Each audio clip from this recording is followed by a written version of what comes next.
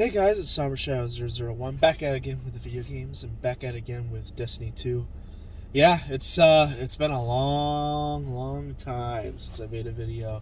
It's not really much going on. I was pretty much Season of the Plunder. I checked out of Destiny for a while and went on to do other stuff, but this is a Destiny channel and I wanted to keep it Destiny. But we have our new season right now, Season of the Seraph, and that's actually going to be the topic of this video. Season of the Seraph, and its ending has been leaked. So of course these are leaks, take these with a grain of salt, and I'll talk about how I feel afterwards, in terms of if it's true, the validity of it, or how I feel about it if this does come to pass. But I just want to remind people, spoilers ahead. If you don't want to be spoiled for the end of the season, which will be about 3 weeks away,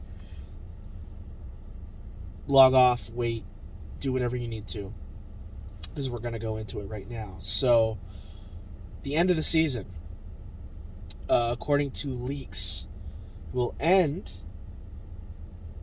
in Rasputin's death.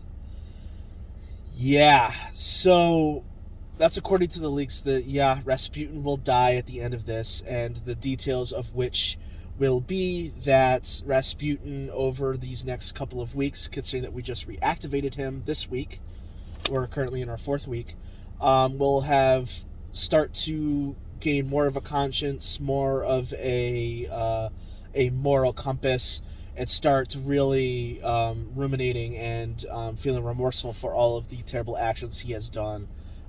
Being the war mind that he was, and such as killing Fellwinter and many other atrocities as time went on during the collapse and so on. And it's mentioned in this current cutscene that came out this week that Rasputin was built to be a replacement for the Traveler, that Clovis Bray wanted a machine god that was under his control, and that he created Rasputin to take out the Traveler in case if it ever tried to leave. And the Traveler, would have been destroyed by Rasputin during the collapse, but Rasputin somehow disobeyed Clovis, I believe through Anna, because Anna taught him how important humanity was and to protect humanity at all costs. So I think that's really interesting, and then we're going to get more about that for him, but it's going to end in the big Seraph station being taken over. The backdoor that we had installed last week in the Seraph station in order to get Revision 0 and everything like that would have been taken out, and that someone would have infiltrated the Seraph station and activated, I believe it's called the Abhorrent Initiative or something like that. I need to double check on that. But which is the protocol to destroy the Traveler. And that someone have somehow closed the back door that we had in. I believe it's supposed to be House Salvation and Xivu Arath. We'll also find out that Xivu Arath has, of course, created a ritual in a certain area that will be powered by war, which of course makes sense because it is the god of war, the Hive god of war, but that we won't be able to fight or we'll have to stay at a stalemate. And I believe Rasputin was going to initiate the fight before Marasov and her Techians have found out about the ritual and what it needs for it to be complete. And of course, with the Abhorrent Initiative being activated, that is enough to allow the ritual. So of course we will have to head to the Seraph station and try to clear out wherever we can and possibly try to reopen the back door, but it seems like it's all going to be fruitless in terms of, or no, we will open that back door, but I'm sorry, I'm rambling, but the imperative to kill the Traveler cannot be stopped once it's already been activated. So the plan will be to destroy the Seraph station. But in order to truly stop the attack, Rasputin will sacrifice himself in a great moment of growth in order to stop the attack.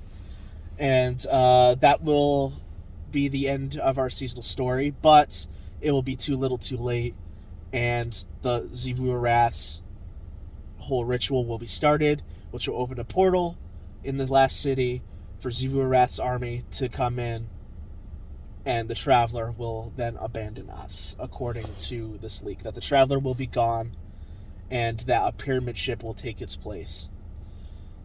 Now, how do I feel about this? From a story standpoint, it'd be incredible. Oh, there's also one thing I forgot to mention. I'm sorry. One thing I forgot to mention. Before Rasputin dies, he will tell us about the existence of Neomuna and that there is a high-power artifact called the Veil that the Witness needs to win the war. And then Rasputin dies, and then we'll have the ritual with Xivu Arath coming back. Now, how I feel about it is, I think from a story standpoint, that is incredible. From a player standpoint, I would feel kind of aggravated that Rasputin dies after we worked so hard to get him back, and he's been kind of out of commission for about a year, if not almost 2 years, in real time. So, I mean, that feels kind of disappointing, but also makes sense to me as why Rasputin was activated so early within the season. Because I remember playing this week's story and being surprised that Rasputin was activated. And I was like, wow, we're only halfway through the weekly story missions. He's already activated. That's kind of weird. And it was something to me because I'm like, normally that seems like an end of season thing, that we would finally get all the pieces and then it would be open. Kind of similar to what we did with Season of the Lost. And then it got me thinking, actually, this makes perfect sense for what Lightfall is going to entail in terms of what we know or what we think will happen.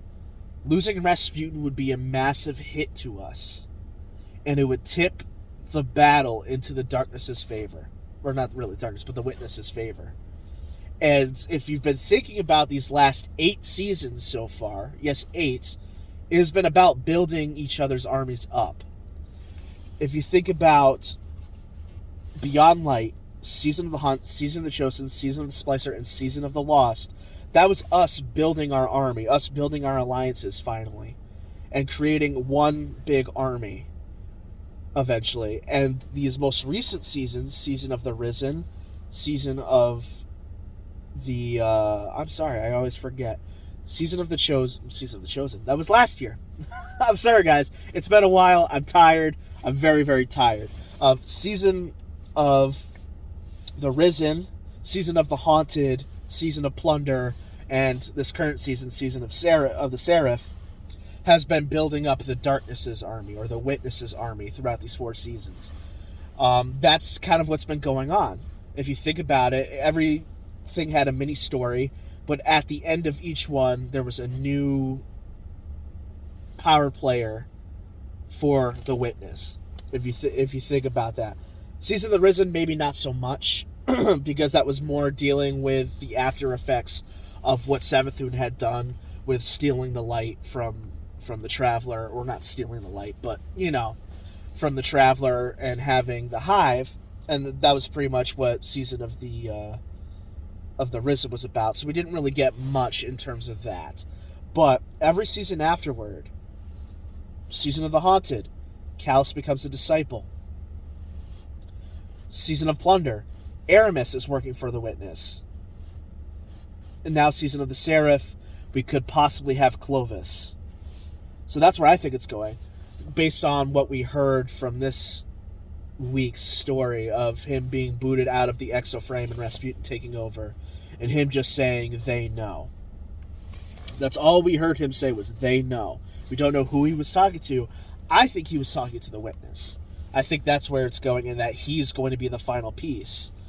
And if you think about the seasons previous to that, where we had the Hunt, the Chosen, the Splicer, and the Lost. The Hunt, we got the Crow as part of our team. Chosen, we got Keitel and her Cabal. Splicer, we got Mithrax and his House of Light Fallen. And then, in the Lost, we got the Awoken Queen and her Techians. So there's our army right there. So I think that's what they're trying to do, is we've had this moment of us building our army, now the Darkness has been building their army, And we finally got what we had was the most powerful chess piece in our arsenal, and has now been taken off the board, is now gone. And because we've betrayed Clovis, even though he was going to betray us anyway, he's probably going to be working for the darkness. So now we don't have that counterpart to stop Clovis. And we know Clovis has worked with darkness and stuff before. So I find that really interesting from a story standpoint, that this will be the start of the Lightfall, of us probably turning away from the Traveler and trying to look more towards the darkness and see what answers lie in there, and try to fight fire with fire against the Witness. I think that's what's going to end up happening, because we know we're getting another darkness subclass with Strand. And if the Traveler is gone at the end of this season and a pyramid ship has now taken its place, that is what is going to happen. I think we're going to lose hope, because we've lost our most powerful ally, and we've lost the Traveler. Not being destroyed, but gone. I think it's going to be the time where we're going to be like, screw the Traveler. We need to get more power. I think the only way we could do that is through the pyramid ships and what we could do. Now, how we're going to get Strand, we don't know. I believe they told us with Lightfall that we are going to be the first people to ever even discover the fact that Strand exists. So that will be very, very interesting to see where that goes. But how do you guys feel? If this is true and this does happen, how do you guys feel about it? Do you guys feel a little disappointed, or you guys think it's really cool from a story standpoint because it's going to be starting at the beginning of the end? Do you think my theory is correct? Do you think that this is in order to start the downfall of us? And not only that, but to kind of show that our armies have been built up and we've lost a major piece of our arsenal. Anyway, guys, make sure to like, comment, subscribe, and apagando las luces.